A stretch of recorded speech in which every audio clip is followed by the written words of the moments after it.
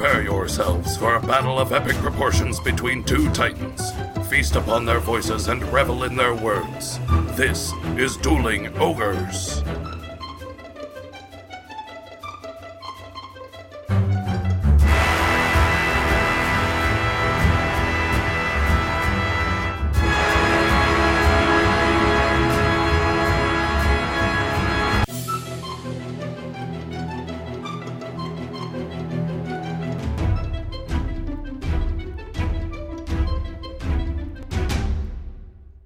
Hello, Ogres, and welcome to episode 139. Thank you for joining us, as always, on this Babylon 5 Wednesday evening, Earth date January 17th, 2018. I'm your host, Remington Hitchcock, and with me, as always, is my co-host, Brandon Full. Say hello, Brandon. I'm sorry, Mr. Spaceman, but we've reached Babylon 5.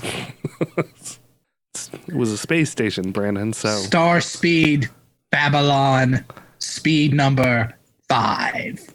It was a space station, so Babylon 5 is exactly where I wanted to go as a spaceman. Oh, me? My name?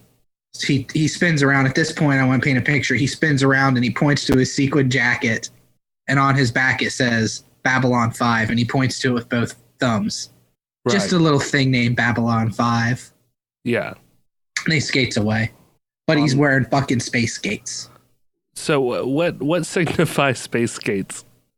It's like normal skates, only they leave little red lasers behind them. It's like little Tron cycles. I can't argue with that. That's exactly. It's beautiful and brilliant. Those are space skates. Everything you say is gold, Brandon. I applaud you and am envious of you. So how are you? I'm okay. Good. I'm good. I have not been up to really much of anything. I've been working a lot. So I feel like it's not even worth mentioning that I've been working a lot because we both have just worked. We both have jobs. We do. We both have jobs. So there's really nothing exciting to say there. I haven't been playing anything. I got my gaming computer working again. Yeah. I think I mentioned that last week, though, didn't I? You did, but you haven't, gamed on it at all? No. I downloaded the Star Wars The Old Republic MMO because I wanted to give that a shot. Yeah. I was off Sunday and wanted to just, play an MMO for a while. Yeah. And I broke my computer chair reaching over to get a burrito off the floor. I had gotten a Taco Bell Cravings meal. Yeah. And I had it sitting on the floor beside me so I didn't get it close to the keyboard. Yeah. And I was reaching down for the final burrito. And my chair just toppled like a tree. And the part that you sit in detached from the bottom part. Right. And I just fell over onto my side on the floor. Did you fall comically onto the burrito at all?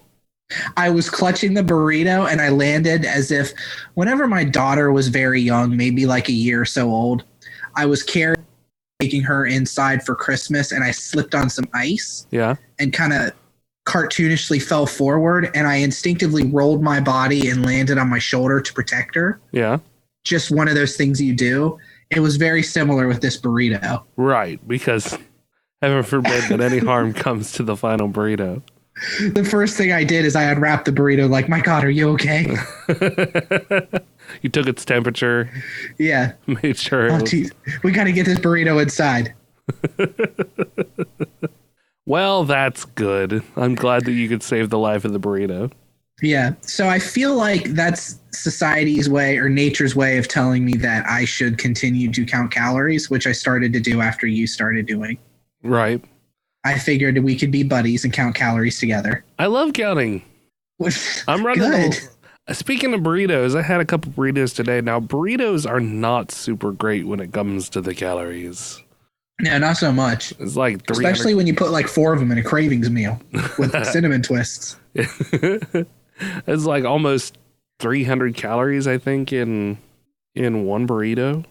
Yeah. Granted, I have the frozen burritos. Oh, yeah, those things aren't great.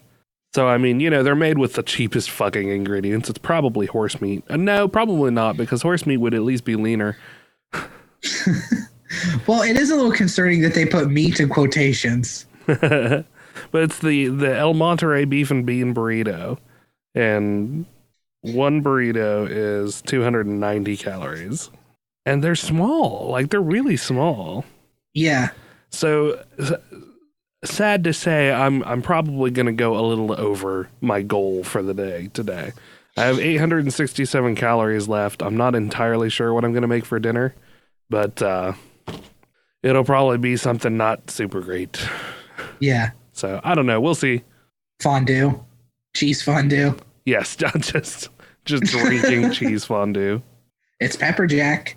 Just dipping cheese in the cheese fondue. God, I used to have a fondue pot, and some of the things you can make in that were fucking amazing. Yeah? Mm-hmm. Well, I would take like the fondue pot, and I know this is all super thrilling to the listeners. It is. They're excited to know your fondue recipes. I would have the fondue pot, and I would fill it with water and a little bit of olive oil and a shit ton of seasoning. Yeah. And then I would take steak and cut it into cubes and then cook it in the boiling water. Uh-huh. So the water would boil it up to whatever temperature you wanted. And then you had all the seasonings that would soak into the meat. And I did that with steak and I did it with chicken. Ah. It was really good. That does I can see why they had fondue parties in the 70s. Yeah, that does sound good. Yeah, because you can have a piece rare, you can have a piece well done. Yeah, that was definitely a fondue moment. And not a fondant moment. That's your fondant. I don't know. Like I was trying to create a new stinger for us. Like a new don't make that joke anymore. Yeah, I think we run it into the ground already. We've fondled it. Let's put a fond bullet in its fond dome.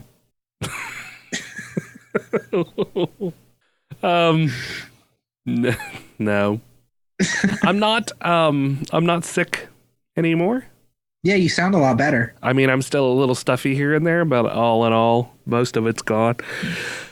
There's going to be probably a smaller amount of time between last week's podcast and this week's podcast because I didn't get to edit it until I ended up having to work Thursday because Derek couldn't talk. So I took Friday off and I ended up sleeping most of the day Friday and then editing the podcast. And I think I finished it up Saturday. I imagine it was not a very fun one to edit either because it was not the greatest episode we've ever done.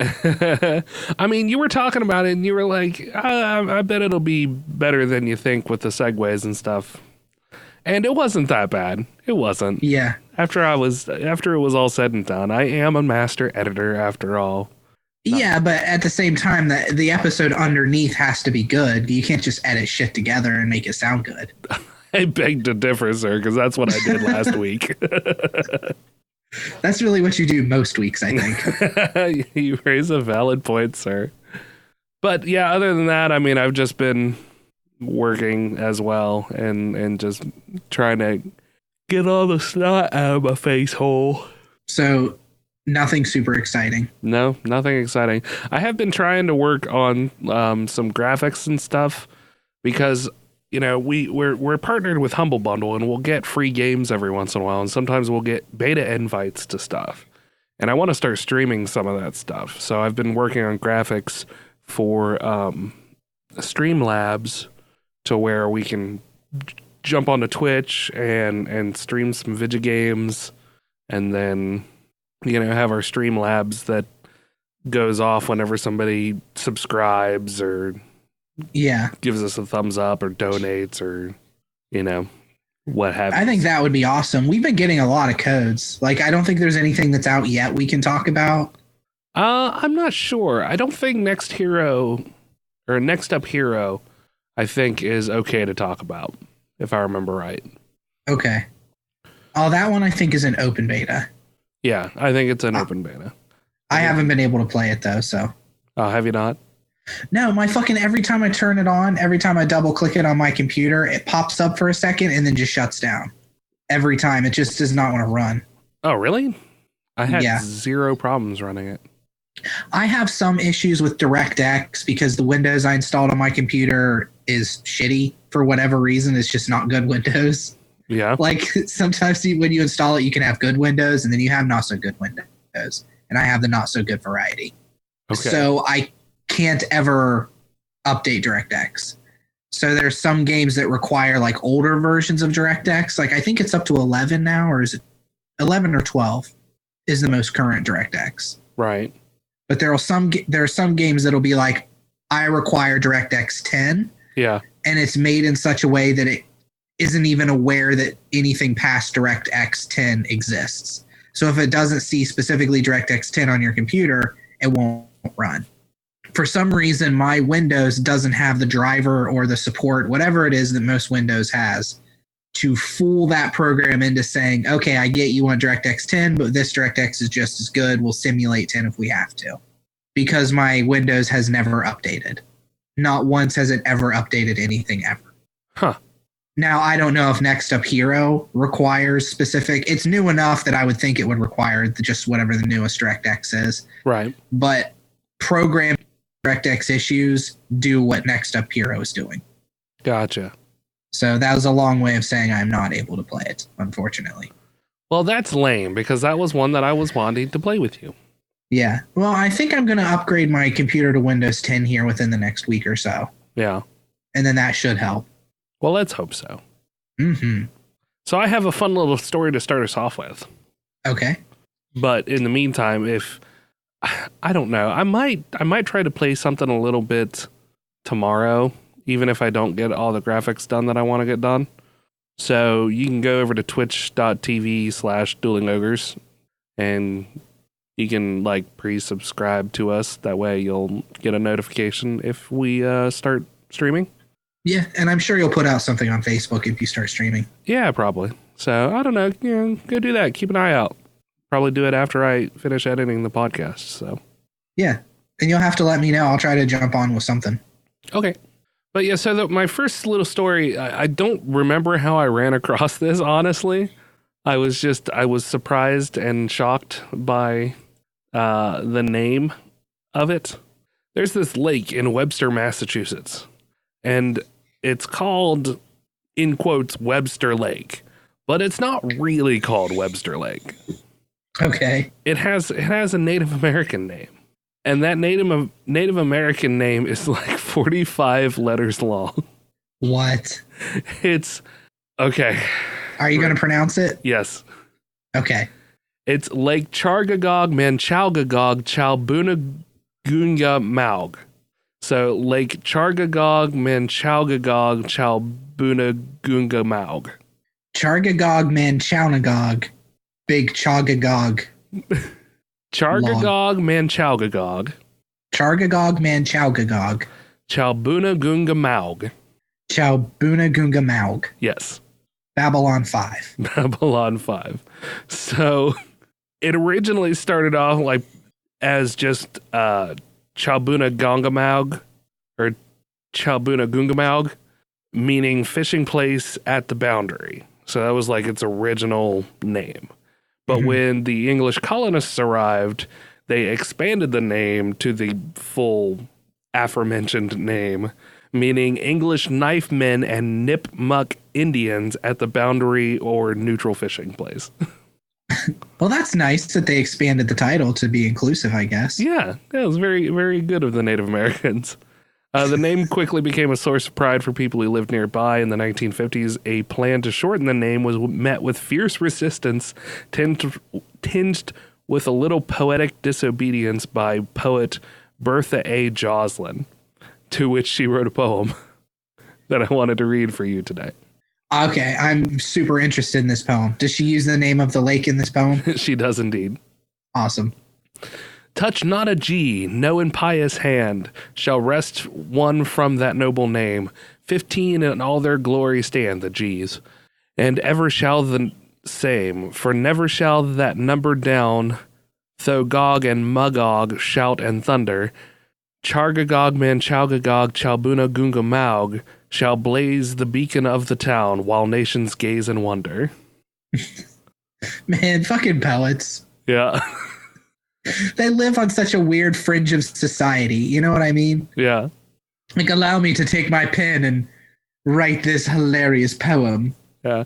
And apparently, like, where there are instances of the Native American name used for the lake, there have been typos, of course, because, you know, there's 45 fucking letters to get wrong. Yeah. So there at one point was an action to correct the spelling in this town of improperly spelt lake names. Where did you say this was? Massachusetts? Yes. Okay. Yep. Webster, Massachusetts. It's known as Webster Lake as well. I've got a nice aerial picture of it. It's quite a large lake, it looks like. It's got several different little islands dotting inside of the central portion and some land masses jutting out from it. It looks really pretty. It looks fairly clean as well. Yeah. At least from the overhead. It's not like pitted brown or a brownish color. It's very blue. You should have made that our word of the day. Yeah. Well, maybe next week, Brandon, I'll make Chargagagog Manchowgagog Chowbuna our word of the day. It almost rolls off your tongue at this point. You've said it enough. I know. I had to re-practice. Like in my notes, I had to break it into sections so I could say each section and then stitch them together. I had to find a video, and there is a video of a dude saying the name on YouTube. So, did he seem Native American? No, he seemed quite white. Quite white. Quite white. I wonder if there's a large Native American population there still. I have no idea. Let me ask you this.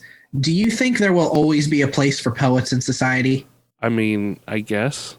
Like, as we become more technologically inclined and more scientifically minded, do you think there'll still be a place for, like, poets and philosophers and stuff? Oh, sure. That sort of existential thinking is what drives humanity. Because I don't know. I feel like there's going to be a spot in history where philosophy just kind of dies out. I think that we are seeing a decline because people are so enveloped in their now that we don't see as many poets and as many kind of big thinkers as we used to, because our brains are occupied with other things. Yeah. So, I mean, I think we're very much in this weird state where things don't matter like they should because everybody's attention span is very short. Yeah. Well, like when history breaks down this time in history, they'll find a philosopher. There will be somebody in our time now. You and I obviously don't know who it is, but I'm sure there's somebody out there who they will look at their quotes and say, this was the philosophical mind of that time period. Oh, sure. Yeah. I mean, there are thousands of people out there right now who are big thinkers. And I don't think philosophy is necessarily something that's dead, but I think that there are a lot of questions that have been answered or have at least come to some sort of consensus. Yeah, well, and the questions that we don't know the answer to are more and more being dealt with by science. I mean, I don't see big thinkers and philosophers quoted on Facebook, but I see fucking Bill Nye and Neil deGrasse Tyson quoted all the time. Yeah. But I mean, to a certain extent, they are kind of philosophers as well. Yeah, exactly, but they're scientists. Well, philosophy was really mostly based on what they knew of the day anyway, and were attempting to answer questions that were not, or that we didn't have an answer to. I mean, if you think about like Renaissance or even before Renaissance philosophy, it was really a question and a learning of the human psyche, or an exploration into that, or an exploration into whether or not there was a god, or if that god was, a monotheist or polytheistic. Or while some of the content was quite ethereal, some of it was very much science bound. It's just that they didn't have the proper implements to test it scientifically. You know what I mean? Yeah, and I guess that is true that science and philosophy a lot of times have gone hand in hand. Maybe Bill Nye or Neil deGrasse Tyson are going to be. Oh no, fucking Elon Musk. I bet Elon Musk is going to be considered like one of the big philosophers of our time. You think so? I think so. I mean, with the stuff he's doing scientifically, or he could be considered more of like a Henry Ford. Yeah. History is going to look back on Elon Musk as like a huge figure in society, though. With the things he's doing and the ideas he's putting forth. Especially if we really see some of the, I think that is true if we see some of the more extreme ideas really come into their own. Instead of him just talking about them? Yeah. Like, I mean, there are a lot of things like the electric cars and stuff like that. Just the simple things like that. You know, we're seeing more and more of those every year. And increasing the amount of places that can handle said vehicles.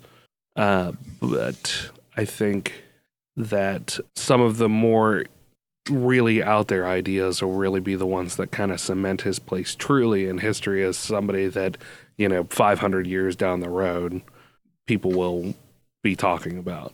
Yeah. Because, I mean, we still know names of like Plato and Socrates and yeah, but it seems like it's died off. Yeah. At least I took philosophy classes whenever I was in college, but that was so long ago. Right. I'm sure that if there's somebody who studied philosophy or even philosophy 101 who's currently taking the course could probably name big philosophers up until now, So this is just more ignorance, I'm sure, on my part. But, we don't have a Socrates or a Plato now. Yeah. Or a Descartes. Yeah. He was a drunken fart, right? Yeah. I drink, therefore I am. Yep. I really feel like you're not going to find anything that has the sort of philosophical bent that Babylon 5 does, though. Really? Is this where you're taking this? Taking this right into Babylon 5 territory? Yeah, which you can watch for free on a website called eGo or E90. E90. E90. It's been free on there since April. Yeah. So go watch Babylon 5. Yeah, if you want to watch Babylon 5. So the reason why Babylon 5 is our word today, now that I feel like I almost have to explain it. Our friend Kevin is an old man, and Babylon 5 was one of his favorite sci-fi shows. And to defend a little bit, I had never watched Babylon 5 all the way through. It was on when I was quite a bit younger, and I had watched a couple episodes, but I was busy watching Star Trek. And when I was living with Kevin, Kevin had Netflix, and I sat and watched. Oh no, he had the DVD series. So we'd get off work, and I'd come home at like 6 o'clock in the morning, or get home around 7 o'clock, and he's already awake, or maybe hadn't gone to sleep. I don't even know. And we'd sit there and we'd just watch Babylon 5. How was it? It was fine. I mean, I enjoyed the series. It's a good, solid sci-fi series. So you can go over to that website, and if you find yourself looking at the 4 Babylons that you own and saying, I wish I had one more. Yeah. Go watch it for free at E9. Yeah, you can do that. So, but yeah, he messaged the Facebook group and told us about this, which is why it's coming up. Yeah. And maybe I brought it up too much already. Maybe I should have spaced out my Babylon 5 references a little bit longer. Maybe. I think it's fine. Room. I think it'll be okay. Speaking of sci-fi news, see, it just leads me to a segue. Yeah. Apparently there was a douchebag who, in fact, I think I may go ahead and give him a preemptive fuck shit of the week. Oh, shit. Okay. So get your jury hats on, listeners, and we can all decide together whether they deserve this. Apparently a men's rights fan edited Star Wars The Last Jedi to take out or otherwise downplay all of the female characters in it. Okay. This is from the Uprock site. I mean, don't get me wrong, there were a lot of links talking about this, but this just happens to be from uprocks.com. Someone who surely possesses a sparkling personality uploaded a 46-minute long bootleg edit of Star Wars The Last Jedi to Pirate Bay on Sunday, calling it The Last Jedi Defeminized Fan Edit, a.k.a. the Chauvinist Cut. A.k.a. the what cut? Chauvinist Cut.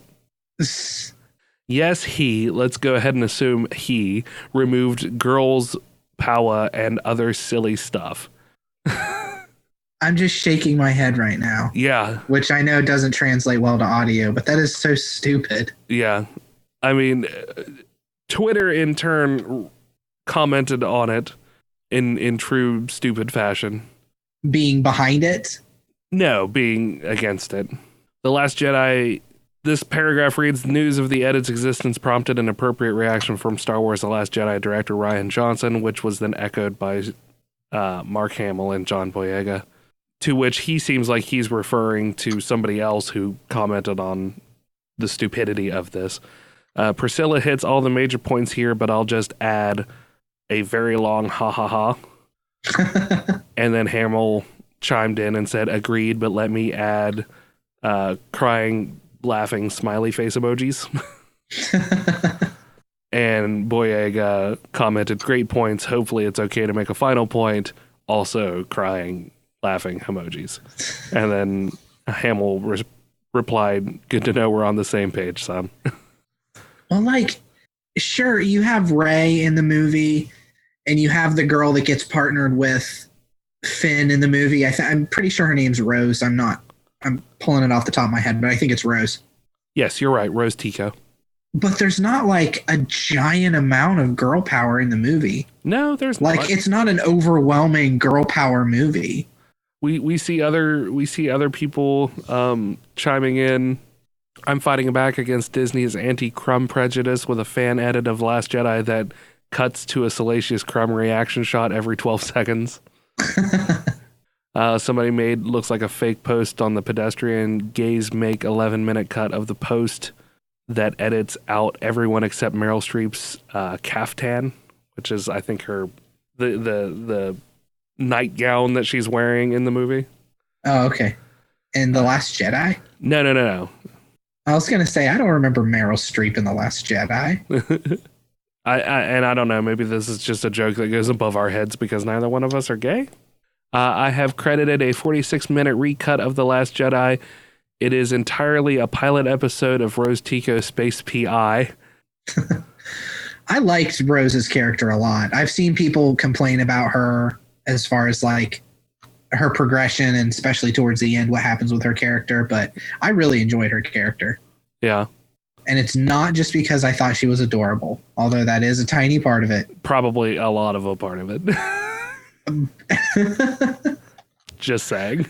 But I did like her character on her own merits as well. Yes.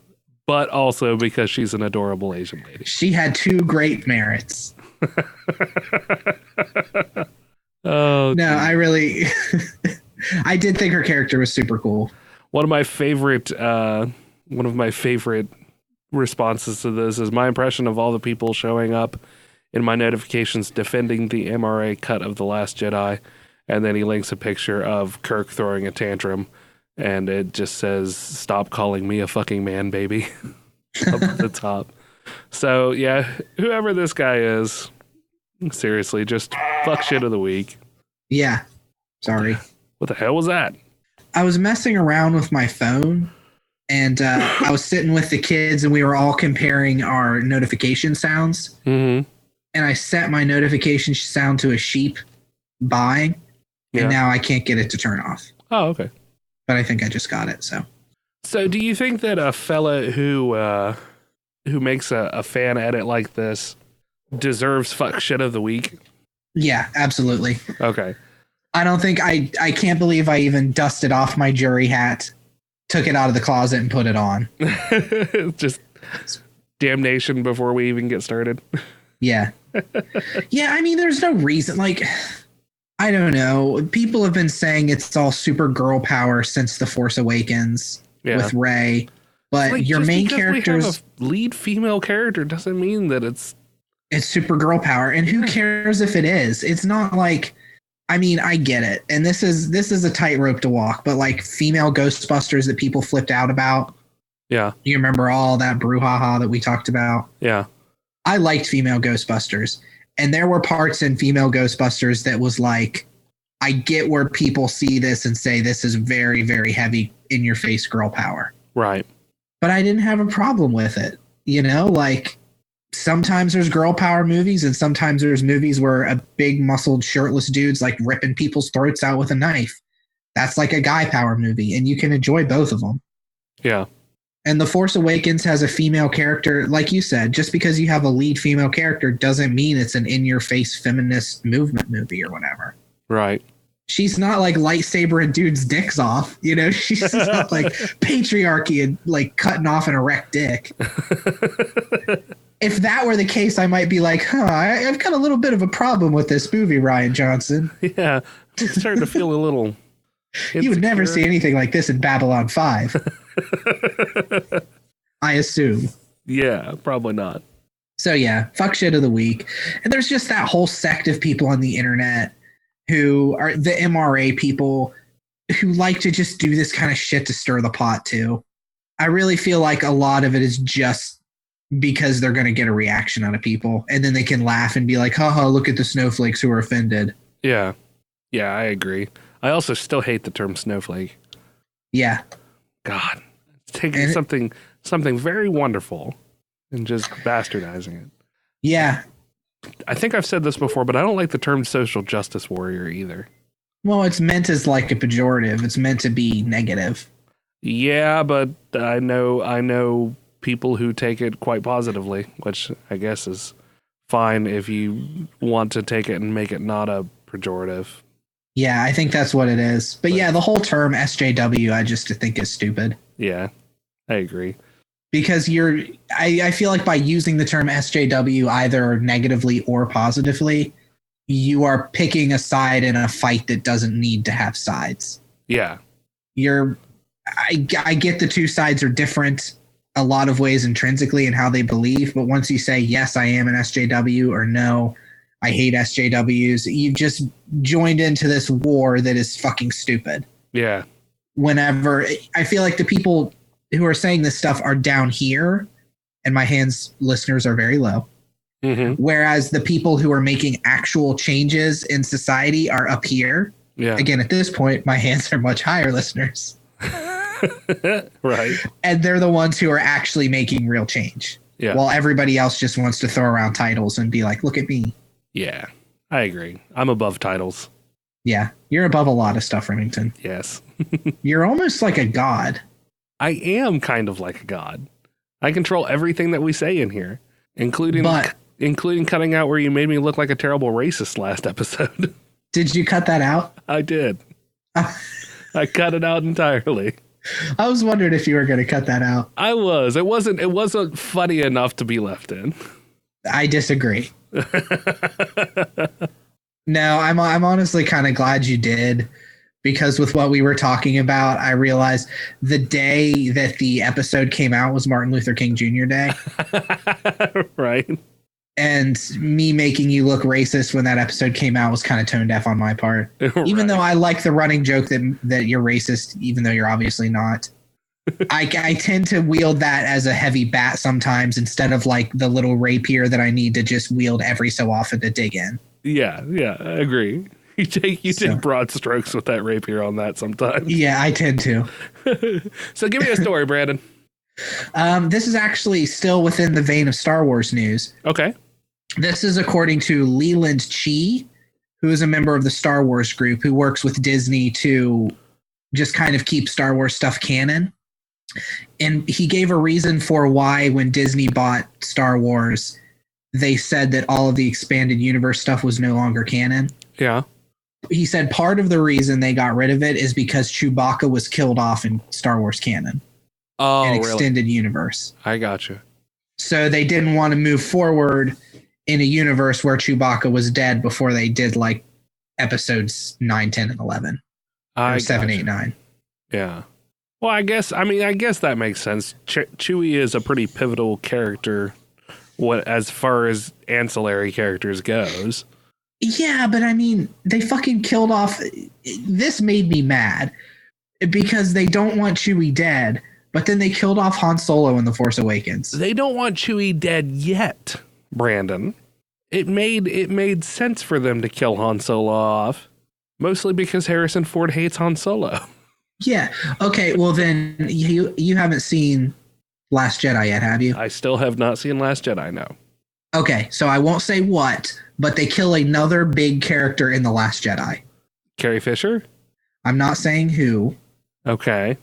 but they kill off another big character. And it's just like, well, we didn't want the expanded universe because Chewbacca is dead. You could still show Chewbacca being killed in the way that he dies from the book. Sure, you can, but I mean that's I can see where they're coming from. That they want to be able to do it. They own the property now, so they want to have the last say on who is dead and who is not. Yeah, and I mean, it is understandable. It irritates me because there's so much good expanded universe stuff out there. Right. Now they've shown by doing Rebels and introducing Grand Admiral Thrawn that they're not afraid to pull stuff from the expanded universe if they like it. Right. So that's a bonus, but still, it seems like a weak reason to say, well, Chewbacca was killed off and we didn't want to kill off Chewbacca. Yeah, meanwhile, but I mean, they kill two main characters. That's if you're taking the stance of that's the only reason they did it. I'm sure it's not. He said part of the reason. There's more to it, I'm sure. Exactly. So, I mean, I'm sure there's multiple facets of reasons why they chose to say, okay, this old stuff, this is not canon right now. We'll cherry pick whatever we want to actually use and we'll use it. Otherwise, don't rely on these old stories as canon. Yeah. I don't know. I think that's a good move. I mean, just because one little instance, we didn't want to have Chewie dead coming into this new story that we're trying to tell. Okay, I mean that's one good reason, but I'm sure there's multiples on top of it. I mean, they went a completely different direction because that's the other thing to keep in mind is that Han and Leia's children are named differently. Yeah. Than what they are in this run of Star Wars. So, I mean, that's another very good reason to not keep the old stuff as canon. Well, and they're still going along with the canon to a certain extent because I know I messaged you like a week or so ago. You could not have cared less about what I messaged you. But the Star Wars Black Series figures that they make, the ones I really enjoy, the 6-inch figures, they just released a Jaina Solo figure. Yeah. So they're still doing Jason Jaina Solo. They're not canon, but they're still releasing these figures, which I like a lot. Yeah. That they're still, I think it's called Legends. The old canon is now called Star Wars Legends. Okay. So yeah, they did a Jaina Solo. They did a Grand Admiral Thrawn. They did a Ahsoka, yeah. Ahsoka, which I think she's actually canon though, isn't she? Yes. Ahsoka is canon. Was she from Rebels or Clone Wars? Both. Oh, okay. Yeah, Ahsoka was Anakin's Padawan. And then I know we mentioned her, I think last week, but she kind of ended walking the gray side, right? Yeah, she's a Rouge Jedi. A Rouge Jedi. Shadow Jedi. Yeah, I don't know. That's a stupid in joke that I don't even need to make. Rouge Jedi. I remember we were playing the Star Wars RPG in high school. Yeah. And there was a friend of ours who was playing like a walk the line Jedi, and he wrote out that he was a rogue Jedi, but he spelled rogue Rouge. Yeah. So every time I think of Gray Jedi now, I think of Rouge Jedi. Yeah. Does people misspell rogue a lot? And every time I don't want to be that dick and correct them, but I still giggle to myself when I see like, for sure. Oh, so you're playing a second level Rouge, huh? Yeah, exactly. Well, it wasn't just Star Wars. We had another friend playing D&D who played a rogue. Yeah. He played a Rouge. Who played a Rouge? With backstab. Bake stab. Oh, agozening demise. Yeah. It's my favorite mispronunciation of agonizing demise. Yeah, the magic card. Yep. Agonizing demise. Agozening demise. Oh. Anyway. Yeah. There was a synopsis released for The Incredibles 2. Oh, really? Mm-hmm. That's cool. I like The Incredibles. It was a very short synopsis. Basically, Bob, the main guy, is now a stay-at-home dad, and it's going to focus more on the mom as she goes out and fights crime. Oh, that's cool. Okay. But then something major happens and brings all of the family together, and Frozone gets involved, and then they're all superheroes again. Right. Yay, superhero stuff. As they discover that the young baby has superpowers, I guess the way the synopsis read is that they weren't aware he had superpowers. But I thought at the end of the first one, they saw him go like apeshit crazy with his superpowers, didn't they? Well, I think they knew that he had powers. I thought they just weren't sure. And then at the end of the movie, doesn't he turn into like a giant ass monster? Well, not a giant monster, but a little monster. Yes, essentially. It takes the bad guy, or surprises the bad guy, takes him off guard. Yeah. But yeah, I mean, he was way up in the air, so maybe the family didn't see it, but I don't know. I think they probably left it open-ended enough that they'd know, or that they wouldn't, that they could potentially not know, is what I'm trying to say. Yeah. With my words. Good words. Thank you. There was a meteor that swept across the sky that could be seen in parts of the Midwest and Canada on Tuesday. It was really like this super bright light, and I think it exploded. You know, you remember the one in Russia that exploded just above everybody? Yeah. So this was a very similar happening. I think it wasn't quite as big, but it did register as a 2.0 magnitude tremor about 4 miles east of St. Clair Shores in eastern Michigan, as reported by the United States Geological Survey on their website. But exploded in the air or it hit the ground? Yeah, I believe it caused a powerful explosion that rattled homes and onlookers at about 8 p.m. The National Weather Service cannot confirm the flash and boom was not thunder or lightning, or they can confirm that it was not thunder or lightning, but instead a likely meteor. A couple of quotes from Twitter. I can't believe there was a meteor. It shook our house and made a large bang. We thought someone hit our house. And then I thought for sure I was either seeing the alien invasion or the apocalypse. It's awesome in retrospect, freaky in real time. So, oh, I imagine. Yeah, that would be cool. I'd like to see something like that kind of happen. Like an alien invasion? Yeah. Or, just a meteor exploding over my head. You know what the meteor possibly could have been, Remington? What's that? Superman? Yeah? Yes. Superman landing in Russia. Because speaking of Superman landing in Russia, Remington. You're really stretching for this segue, aren't you? Not the best segue, yeah, but I'll take it. Bruce Timm, you're familiar with Bruce Timm, right? I am familiar with the voice of Batman, yes. No, that's Kevin something. Kevin Conroy. Yeah, Bruce Timm is the creator of Batman Bruce the Timm is the one series. Right. Okay, so I am familiar that he worked on Batman. You are not familiar with him at all. He is now looking to do a cartoon version of Superman Red Sun. Okay. And Superman Red Sun, have you read it before or have you heard of it? No, I mean, I know the name, but I don't know much about it.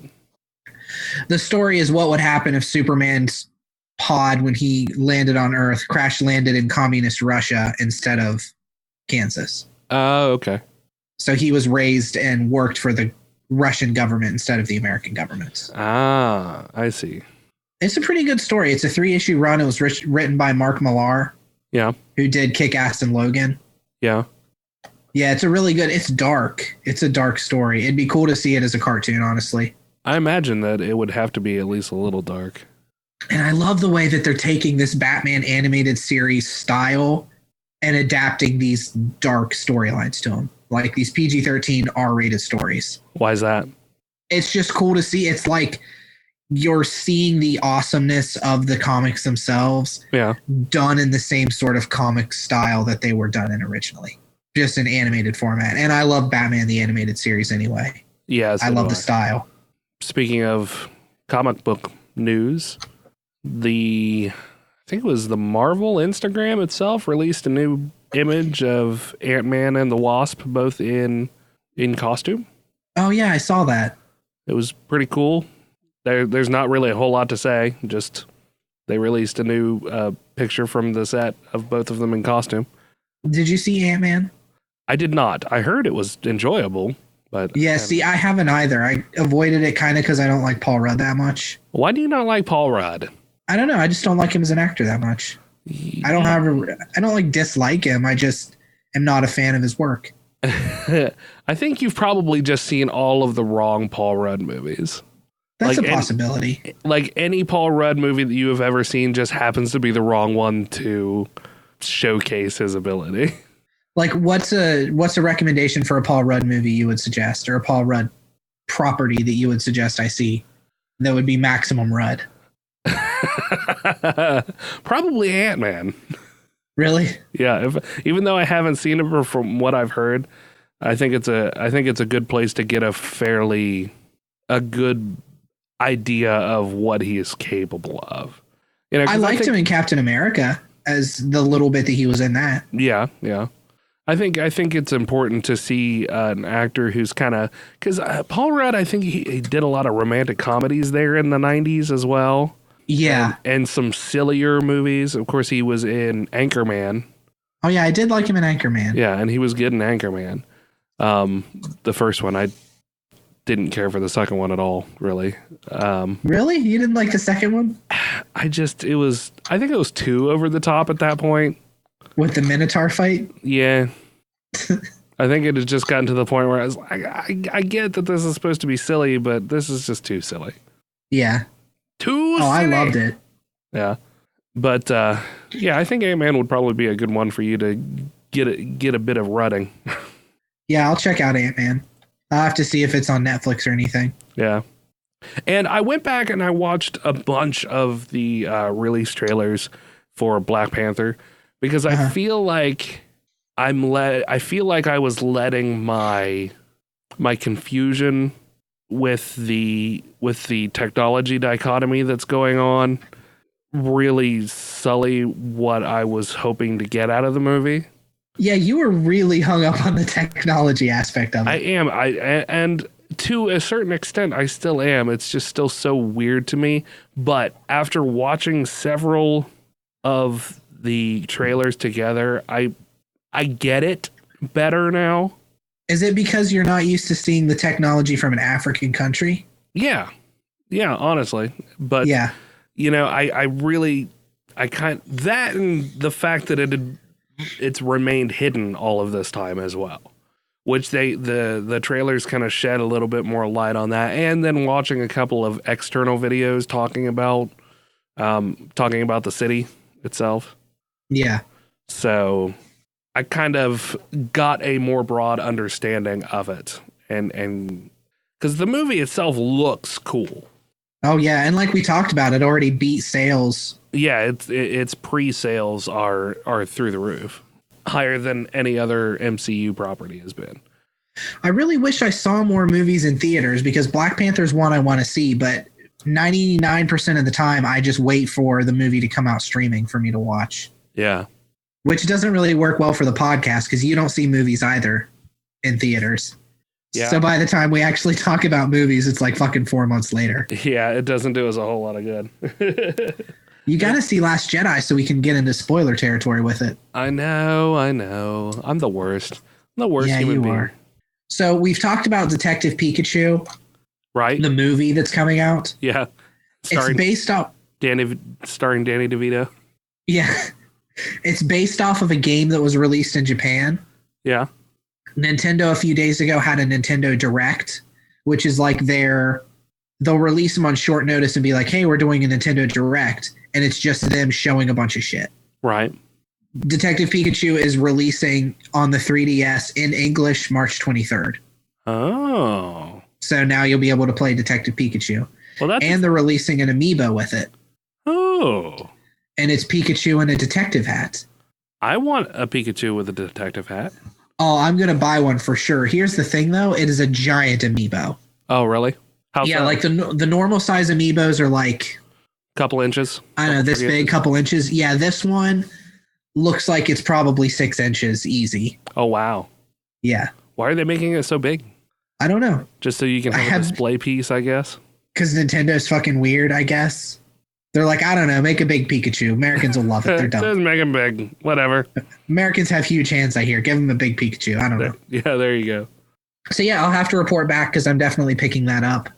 I have a game coming out next week I'm so stoked to pick up too. What's that? Monster Hunter World. Have you seen anything about it? They've had the Monster Hunter series for a long time, but this is the first one that they're releasing on an Xbox console. They're typically PlayStation and Nintendo exclusive. Right.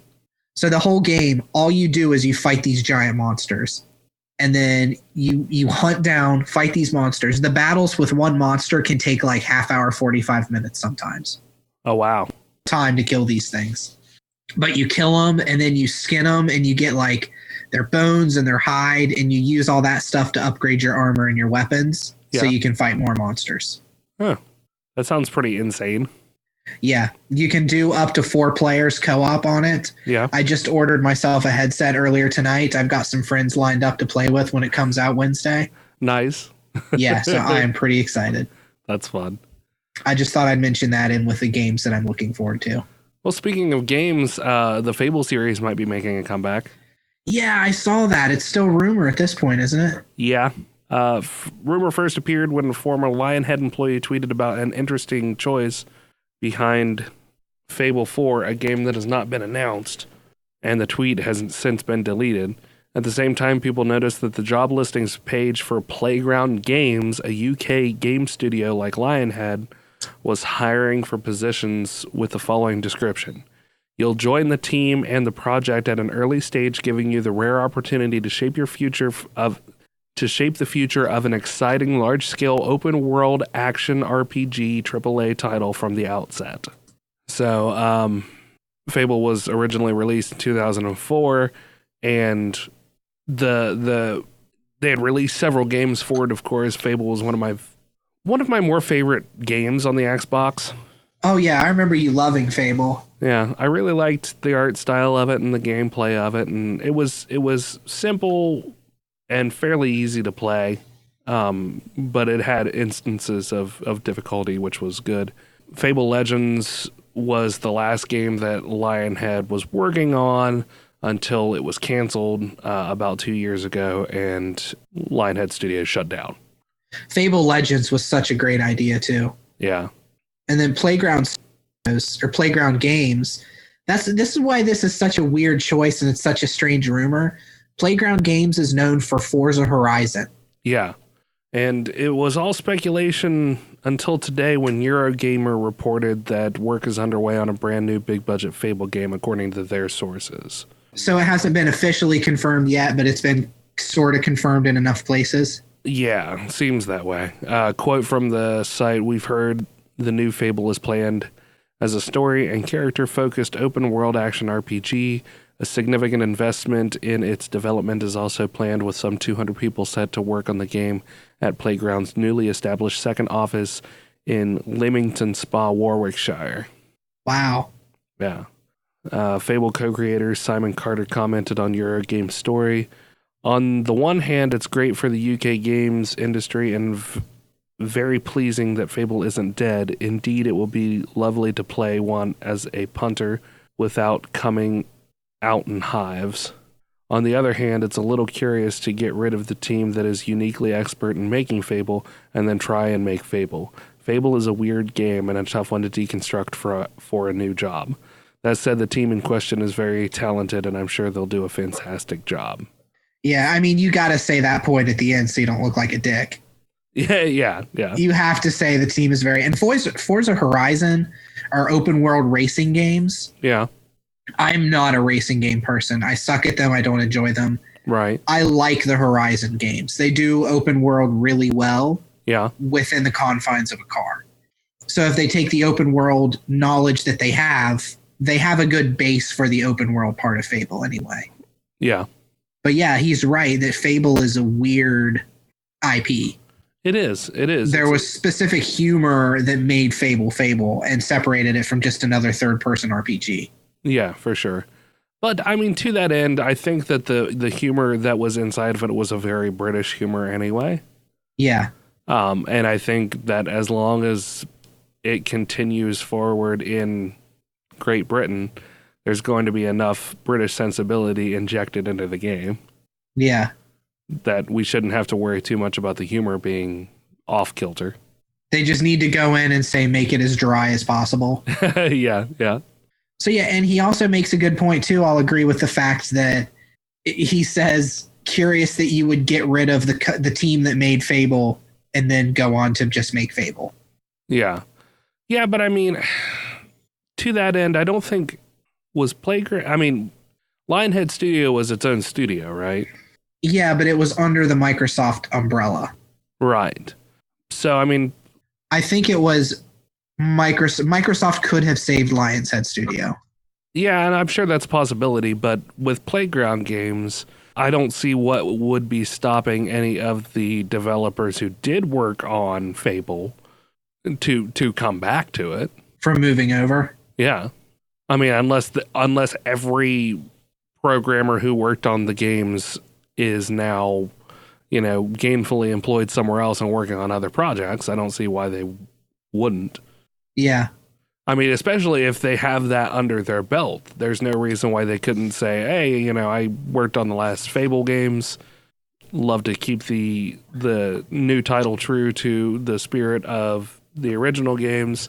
What are you going to offer for me to come over and help out with that? I mean, yeah, and especially if they've put out that they're hiring developers for it. Yeah, I mean, that's just good business from a hiree standpoint, Yeah. It's funny that even on the Playground Games wiki page, under games developed in year, it has Forza Horizon 1, 2, 3, and then TBA, new Fable game. Nice. So somebody has already changed it to list that they're working on Fable. That's funny. I'm pretty excited about it, honestly. Yeah, I'm excited to see what a new studio will do with it. I wonder if we'll see any changes or if it'll still feel like a Fable game. Yeah. Yeah. So, scientists now think that they have found what really took out the Aztecs. That was a jump. Yeah, I kind of went way off kilter here. Yeah. In a new study published in the Journal of Natural Ecology and Evolution, molecular paleopathologist Kristen Bowes and her team analyzed DNA from the teeth of Aztecs who died during one of the two waves of disease. The first in 1545, then again in 1576. There have been different schools of thought on what the disease was, Boss told NPR. Could it have been plague? Could it have been typhoid fever? Could it have been a litany of other diseases? The analysis showed that an ancient type of salmonella likely caused the fever that proved deadly. Using a new computer program called MALT, the researchers were able to match the extracted DNA to other samples, something that was until recently not possible. Okay. It was an analytical technique that was really the game changer for us, Boss said. The major advancement was this algorithm. It offers a method of analyzing many, many, many small DNA fragments that we get and actually identifying by species name the bacteria that are represented. So they said it was a disease? Yeah, it was salmonella. It was a build of salmonella. Huh. The article, this is actually from outerplaces.com. One common belief is that the disease was brought to Mexico by the Europeans, but other studies have suggested that the bacteria originated in the land of the Aztecs and was made worse by the drought. Okay. The Europeans who were observing the symptoms didn't know what it was, and Europeans got it as well, said Bowes. But while they may not have been responsible for delivering the deadly package, the invaders did help open it. So that's another just mystery of the world solved then. Yeah. Pretty much. Yeah.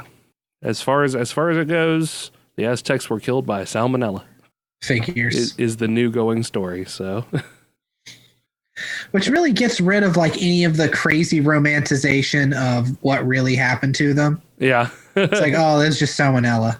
Oh, they just killed them. Yeah, they just traveled far away and started a new civilization, giving up everything they had in their worship of the ancient aliens. Yeah. Yeah. Because of bad chicken. Because of bad chicken. We did not wash our hands. I don't know what an Aztecian accent would be.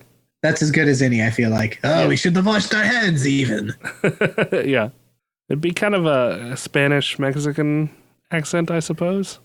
Speaking, though, Remington, of things involving hands. Oh, I thought you were going to say speaking of Mexicans.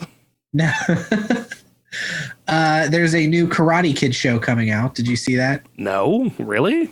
Yeah, YouTube Red is doing a Karate Kid TV show. Okay. It follows the bad guy Johnny. Yeah. Sweep the leg. Yeah, sweep the leg, Johnny. Reopening the Cobra Kai dojo. Hopefully. It stars him and Ralph Macchio as Daniel. Do they open the dojo together? No. Oh, I was hoping that it was going to be like an odd couple, you know? Yeah. Johnny, Two different schools of karate. As soon as Daniel-san leaves, Johnny's teaching him how to like punch him in the throat and stuff. Yeah. No, but see, now the kicker is they're both grown up and they have teenage sons. Yeah. What's going to happen there, huh? I mean, I don't know. They're going to be friends? I would think that Johnny wouldn't be a dick. Like he's just grown out of that phase? Well, I wouldn't even think that because I mean, everybody came to a nice, respectful ending with each other at the end. Did they? I don't think I've ever seen the Karate Kid. Oh my God, Brandon, why are we even friends? Karate Kid just never spoke to me as something I needed to see. It's like before we started, I linked him a video of Bernadette Peters singing a song from a musical to liven his spirits, and he didn't know who Bernadette Peters was. I don't know nothing about nothing. He doesn't know nothing about nobody. I say he don't know nothing. So, but yes, at the end of spoilers, at the end of Karate Kid, his leg gets swept, but not by Johnny. It was the other kid, and he gets disqualified. So the dojo will win. So Cobra Kai will win. And also to teach him a lesson. So the other kid immediately, like, he questions his sensei, and sensei kind of bullies him into doing it, and then he sweeps the leg and immediately apologizes him. He dives down. He's like, I'm sorry. So he was immediately apologetic for doing it.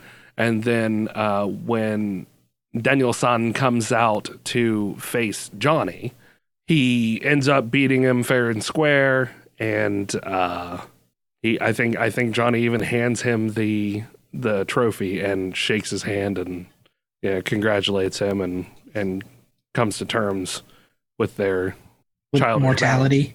Yeah. Oh, so it just ends with them all being cool with each other? Yeah, pretty much. Well, the description I saw of the Karate Kid show was kind of like, will Johnny and Daniel work things out? Will they be friends, or will they have more problems? So It seems like, I think it's going to be more about their kids. Yeah, probably. Here's the kicker, though. Here's the thing that gets me. It comes from the creators of Harold and Kumar. What? Okay. And the writer is the writer for Hot Tub Time Machine. Okay. Are they looking to make it a comedy? They described it as a dramedy. Can I kill myself for having witnessed with my ears the stupidity of a dramedy? You've never heard of dramedies before? I have. I just don't agree with the term. I just don't like it. It's either a drama or a comedy, and there's no in between. Yeah, I'm on the Karate Kid wiki, and you totally called it. Having gained respect towards his nemesis, Johnny presents Daniel's trophy to Daniel himself as Daniel is carried off by the enthusiastic crowd. Yeah, see? I remember movies sometimes. You did it. Now, what was the kid who actually swept the leg? Grunderson. Bobby, that's right. Yeah. Well, that is all the stories that I have. Well, I have one last one. Let's do it. Mine goes back in time once again, a little further than the Aztecs this time. Ooh. And there was a story that I kind of missed because we missed a week, and I had a lot of stories picked out where over Christmas they found some new interesting fossils in China. So this is in regard to some fossils that were found about 3 years ago by a Chinese farmer. Okay. But what they have discovered about these fossils is that this dinosaur was very bird-like, and it had rainbow feathers. So kind of a rainbow-colored feathers. The duck-sized new species of dinosaur is called Caihong Juji. The feather display of the dinosaur used to shine like a live rainbow, according to the researchers who study it. Wow. Yeah.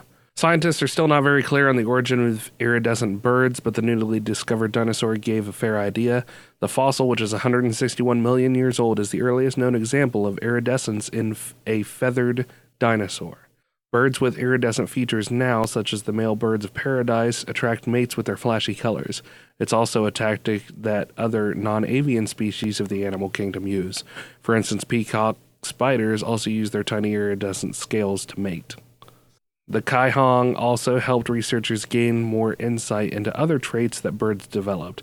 It had tail feathers, a long wing, a crest on its head, and could not fly. The Caihong is also the earliest known example of a dinosaur that had asymmetrical tail feathers, indicating that the vein on its one side was larger than the one on its other. Oh, weird. Yeah.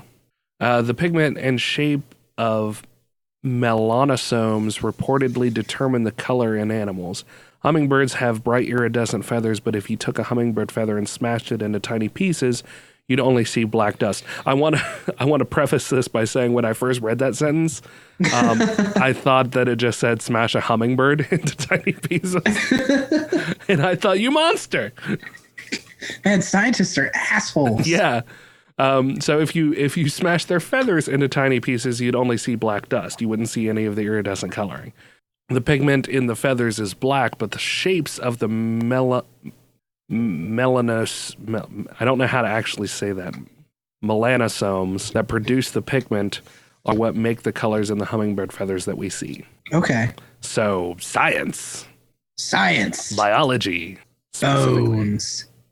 So yeah, I just thought it was really neat that there was we have, I think most of the scientific community has come to terms with dinosaurs, at least in a certain build of their life on this planet, had feathers.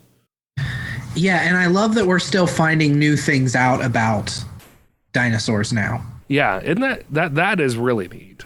Yeah. That there's still just so much more to be found out about this very dead species of creature. Yeah. So yeah, I don't know. It was cool. That was my story. I feel like I kind of petered out, but no, it was a good story, Remington. I'm sorry, I petered out too, but it was a good story and I liked it. Thanks, Brandon. It's okay. You brought it with that. The scientists who discovered that the Caihong had a flamboyant plumage published their study in the journal Nature Communications on January 15th. So if you get Nature Communications, you can see it there, or you can go over to Tech Times and search Birdlike dinosaur with rainbow feathers on their website if you want to read the full article. That's a long search. Yeah, Birdlike dinosaur will probably get you right in the area where you want to be. Or Birdlike dinosaur with rainbow feathers. Or just rainbow feathers. Rainbow feathers. Brought to you by Rainbow Feathers.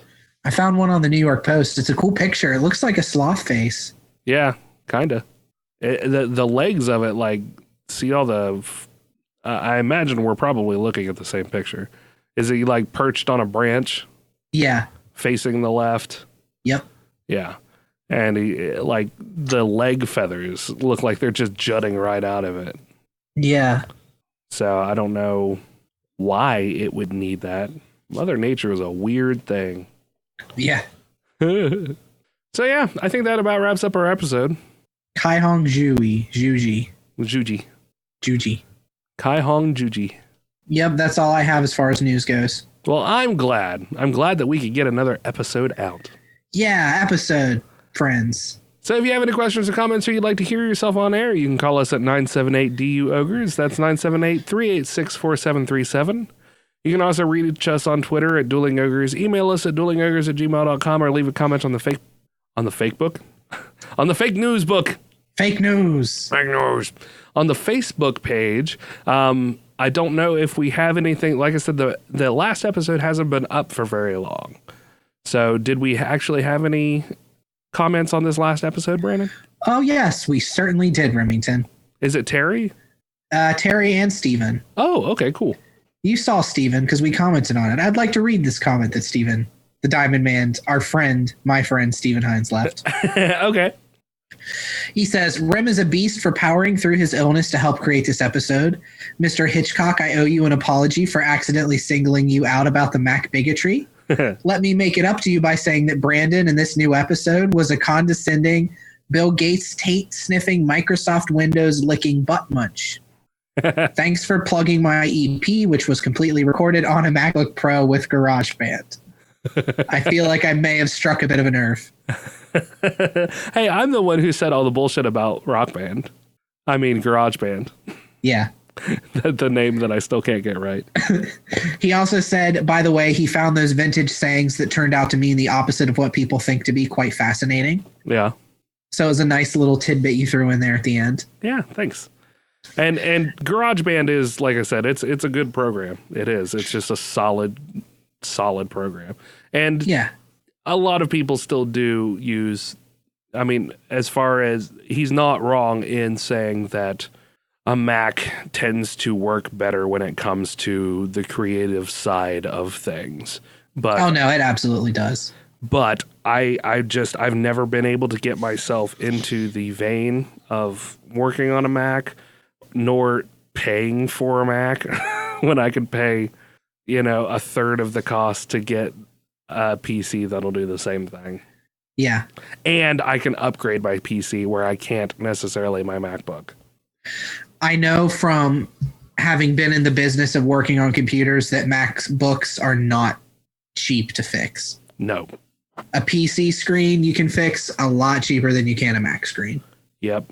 So that's really my big problem with it. I'm not trying to draw out a big argument here because really a lot of times when I'm saying these horrible, terrible things about Macs, it's more because I think it's funny to say them. Oh, yeah, for sure. If somebody gave me a MacBook, I would use that all the time, I'm sure, or at least mess around with it. You know what I mean? Yeah. I just prefer PC. Anyway, final comment. Viscount Terry W. Irvin II said, I smiled at Brandon's statement, quote, I would rather that the government have less regulations on things I enjoy than more regulations. Mm-hmm. I think he's definitely in the mainstream on that. I was surprised that you gents didn't discuss a connection or possible ramifications of gaming addiction and microtransactions and how that might inspire the notion of government regulations. I'm honestly surprised we didn't either. I think we just didn't for time. I think, yeah, I would say so. I think that we kind of almost alluded to it with the talk about gambling because, and how loot boxes or microtransactions are in essence a kind of gambling. Yeah. So I think that the seeds for that argument are planted for sure. Yeah. I mean, as evident from other episodes, I can go on about that kind of stuff way longer than I need to. Yeah. So I try to just at a certain point take a step back and not address it because otherwise we're going to have 4-hour long episodes. Right, exactly. So we got to rein Brandon in with his hatred of microtransactions. Yeah. And your weird love of them for whatever reason.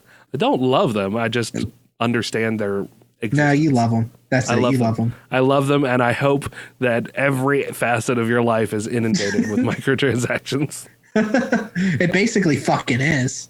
The first microtransaction as a child is a gum machine. Yeah, but I don't even know if that's a microtransaction because you're giving the gumball machine money to buy a gumball. It'd be a microtransaction if you ate the gumball and halfway through it said, hey, if you want to eat the other half of this gumball, pay another 10 cents. Yeah, but if you think about the gumball machines that had the spirals and stuff, it was kind of a game. Oh, yeah. So there you go, huh? And then when you were an adult, first microtransaction, buying a condom in a gas station bathroom. I think you're just thinking of transactions. No. I think those are just transactions. Because that's kind of a game too, because you don't really want to touch that machine. Yeah. So you have to kind of figure out a way to put your coins in while not touching it and then turning the knob with your foot because you don't know who's touched it last. I've only ever gotten a condom out of those machines once in my entire life. One condom out of those machines. Yeah? And it was the condom I used when I lost my virginity. And that was 100% true. I was really hoping that you were going to say, and I bought it because, it was a chocolate flavored and I was very curious and wanted to laugh about it with my friends. But no, that's the one that you used to lose your virginity, huh? Yep. It was orange. Good on you. So there's that image for you, listeners. Yeah. Jesus.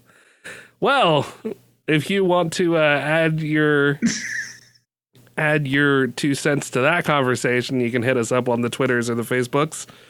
Make sure to subscribe on our website at duelingogres.com for new shows and articles pertaining to some of your favorite geek news. Did you ever get around to reading the article that Mumfrey dropped? I did not, but I was actually going to read it tonight. You're a good while I man. take a bath. You're a good man and a beautiful lady. Thank you. You're welcome. And finally, be sure to leave us a 5-star review on iTunes or find us on the YouTubes and click the subscribe and the little ding dong button. And remember, there's a playlist that plays all of our things. So if you want to help me get back to 10,000 views, just leave that playlist on all night. Put it on like 2 times speed and just turn your sound off and just let it play for days. Put it on repeat. Let's do it all. Let's game the system.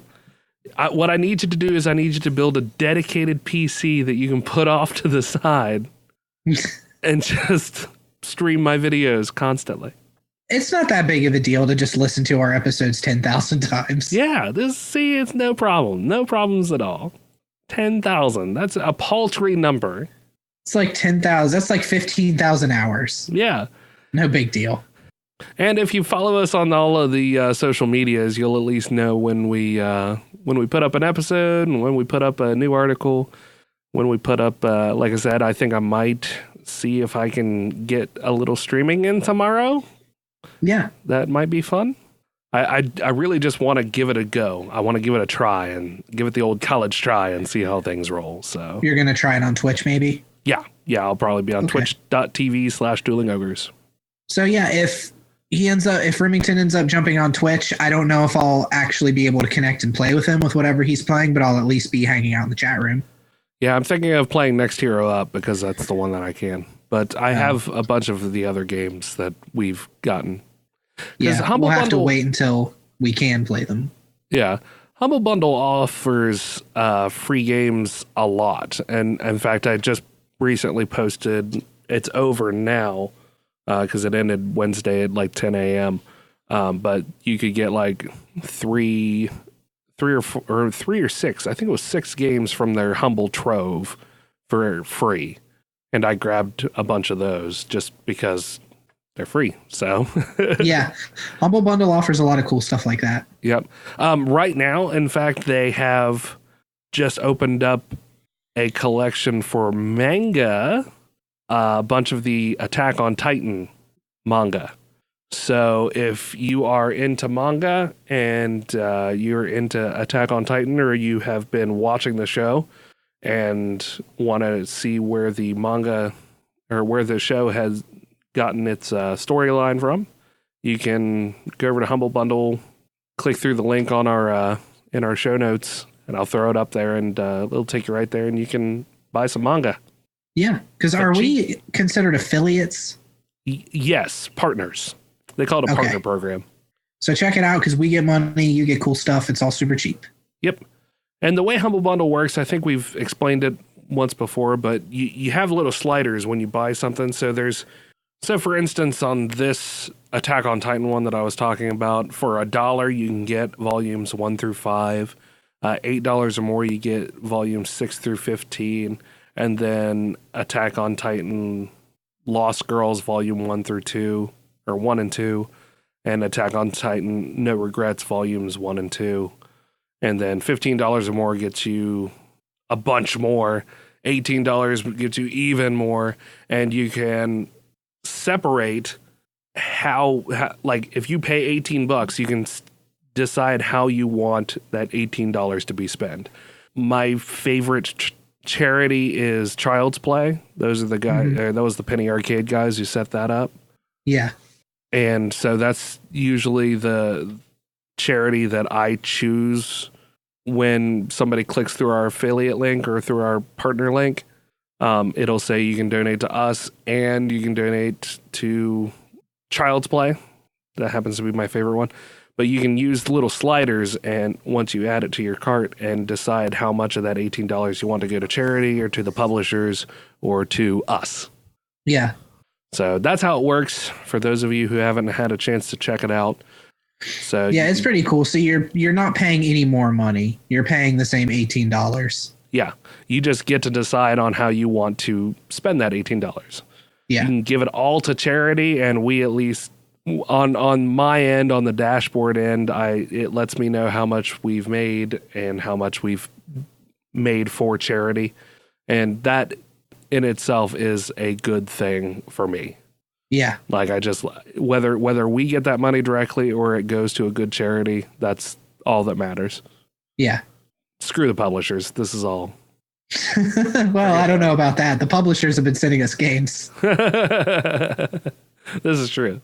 So yeah, or just check out anything else on the site. I think now that they fully launched their partner program, I think we get a little kick off of everything now. Oh, nice. So it used to be that we wouldn't get kicks off of the games that were on sale, but I think we do now. I don't understand how it works. I just trust you. Yeah. They're running their winter sale right now. I mean, there's up to 60, 70% off of some games, 50% off of Fallout 4, 50% off of Skyrim Special Edition. Oh yeah, they're 50% off of all Bethesda titles. I keep meaning to grab Morrowind while it's on sale. The Game of the Year edition's like $7.50. Wolfenstein 2, the new Colossus Deluxe Edition, you can get for $40. It's 50% off. Yeah. Rocket League is a very popular game that you'll see a lot of Twitch players playing. I want to get that too. I want to get Rocket League. It's only $20. Yeah, it is. I might have to get it. So yeah, anyway, sorry. I kind of went off on a Humble Bundle tangent. But if you want to support Dueling Ogres, you can support Dueling Ogres through Humble Bundle.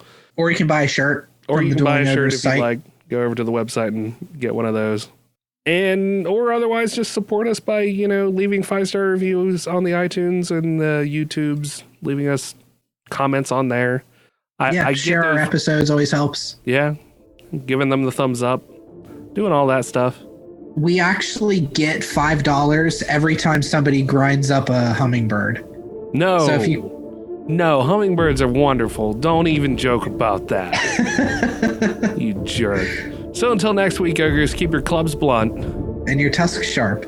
Good night. Good night. You monster. Divorce.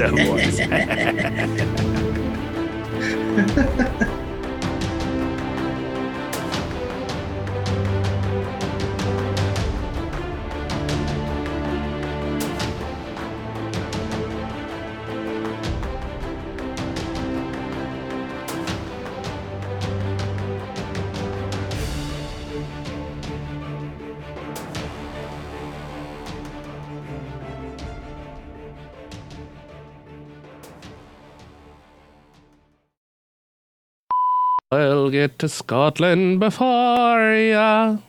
The entire Babylon 5 series is on Go 9 for free. I just read that, Brandon. I just read that. For free. I just read that. Maybe I should make our word Babylon 5. Okay. Babylon 5. I'm sure all the old people will enjoy it. Well, and we're not going to talk about Babylon 5 at all. So anybody who hears that who's like, oh, is there some Babylon 5 news? Nope. We'll get them fooled, Brandon. We'll give them a little fooling. It'll be fooled. I guess we could mention that it's on Go 90 for free. I mean, you could, but who cares? Just Kevin cares. It's been on there streaming since fucking April. That's what you should tell him. Yeah, I know. It's been there since April. Every season, every episode. God, even just the picture of Babylon 5 makes it look awful. Aw. I mean, to be fair, Brandon, it happened at a time where, we're talking Doom graphics. Yeah. It's just like a guy with a fucking fan on his head. That's his hair. It's stupid. I hate it. You just hate things. Why do you hate things? The alien dude with the spotted head, he looks pretty cool. He looks a little bit Ivan Uzi, but I'll take it. You would actually probably like the guy with the fan on his head. Why is that? Because he's right up your alley of kind of guy. Oh, really? Is he a wheeler and dealer? Is he kind of the Jew of the world? Yeah, kind of. He's like the Q? No, he's not like... Or he's a Ferengi? Maybe a little more on the Ferengi side. Although not like straight up smarmy like a Ferengi is.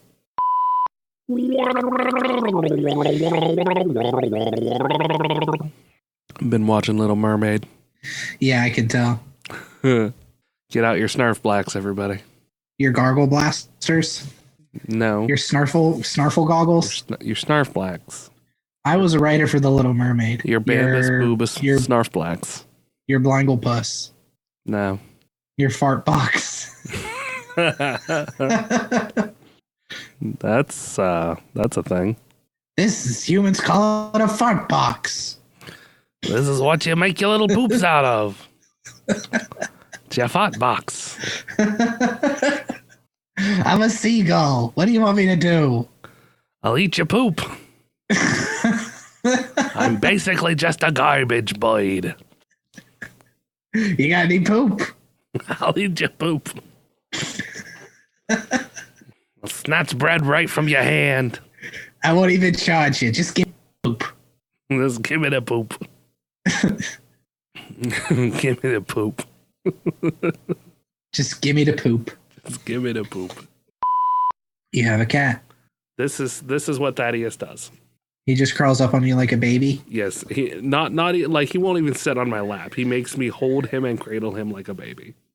Do cats just meow when they want petted? Because my cat will meow sometimes when it doesn't want outside or food. Sometimes. Balthazar was fucking blowing me up earlier today for no apparent reason. He had food. I had already spent a good amount of time petting him. He had water, plenty of litter boxes, just meowing for the sake of fucking talking. And I'm just like, yeah, I don't care what you have to say. You're a cat. That's what I was having a conversation with my cat today because it was meowing at me. I check its food. I open the door. It doesn't want out. So I'm just like, what is it you want? What are you trying to tell me, cat? Yeah. Thaddeus, I can't even pull up any more stories. You want me to do a story while you stroke that cat? Yeah.